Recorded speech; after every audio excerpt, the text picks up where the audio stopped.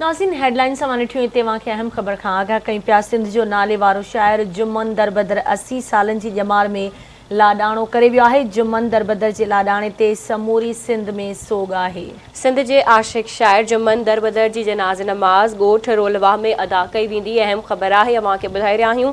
सिंध जो नाले वारो शाइर जुमन दरबदर 80 वरियनि जे ॼमार में लाॾाणो करे वियो आहे। जुमन दरबदर जे लाॾाणे ते समूरी सिंध में सोग छाइजी वियो आहे। अफ़सोसनाक ख़बर आहे सिंध जो नाले वारो शाइर जुमन दरबदर 80 सालनि जी ॼमार में लाॾाणो करे वियो आहे।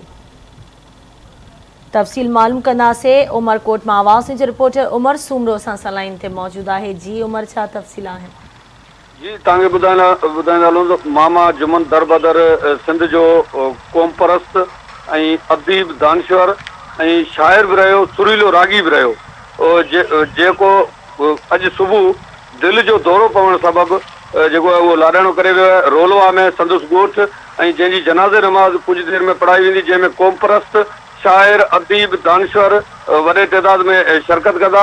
ऐं जेका आहे उन क़ौम परस्त ऐं जेके उन सां लाॻापियल जेके माण्हू आहिनि उहे उन्हनि जो अचण जो सिलसिलो जारी आहे।